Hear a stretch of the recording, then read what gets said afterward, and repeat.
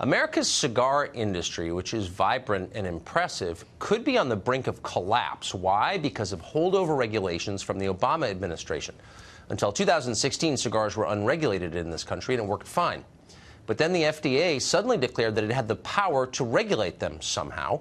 And so they've come up with new regulations banning cigar giveaways, imposing new fees on companies, and requiring extensive FDA testing before companies release new cigars. The FDA admits these regulations will destroy companies and jobs, but they say it doesn't matter because there are lots of jobs in America. For real, you can read it. They say that. Rocky Patel is the owner of Rocky Patel Premium Cigars. He's one of the most, probably the most famous cigar maker in this country, and he joins us tonight. Rocky, thanks for coming on. Thanks, Tucker. I missed it. Did someone vote for this? Did voters say they wanted this? Absolutely not. In fact, Congress never intended premium cigars to be regulated. They only intended smokeless and cigarettes to be regulated. So the FDA took it upon themselves to decide to one glove fits all size approach and start regulating the premium cigar industry. They didn't take the opportunity to investigate and understand the nature of the premium cigar industry. Basically, it's family-owned businesses that have been making cigars over decades. The retailers are Main Street mom-and-pop industries that are selling premium cigars to adults. The average cigar smoker smokes one cigar per month. They're 4.5 years old. The cigars are marketed in luxury lifestyle magazines like Cigar Aficionado, next to premium cars, watches, fine spirits. They're literally enjoyed like a single malt glass of scotch or a fine bottle of wine. So it's very different. You certainly don't see kids sitting around the schoolyard or outside the schoolyard chain smoking cigars. Of course. So they're not paying $11 for. They're using the Juul. They're smoking marijuana. Nobody seems to care, by the way. But now they're basically going to crush your industry to help whom?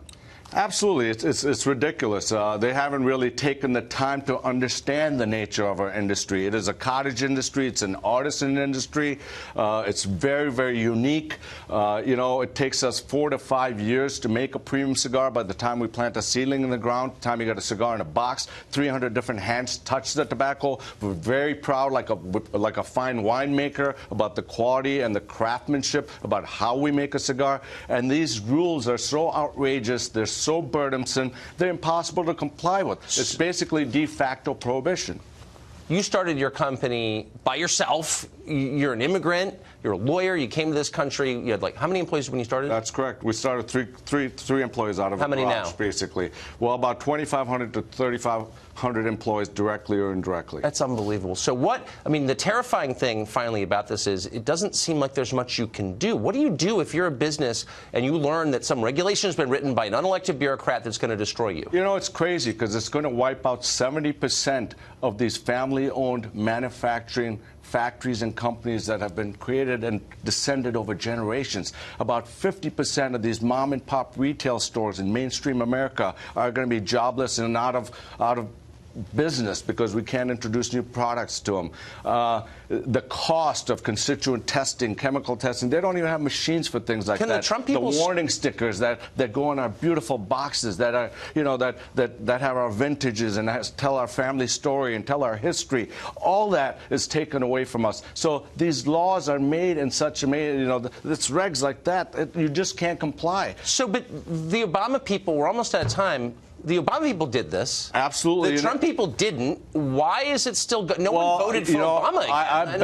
I bet you that the Trump organization and the people at the White House aren't even aware of what's going on with this regulation. So this all happened during the Obama regime. This was all passed through. And, presently we have a couple bills pending on both sides of the aisle. We're trying to get this omnibus bill presently to get our language attached to exempt premium cigars from this regulation. We have a lawsuit filed, but, we're hoping that the Trump administration is aware of what's going to happen to the entire industry that is going to be tens and tens of thousands of jobs and about 500,000 jobs in Central America affecting the immigration. Right, exactly. All of them and everything else. Rocky Patel, we're rooting for you. This is senseless, and thank you for fighting back. Good to see you. Thank you.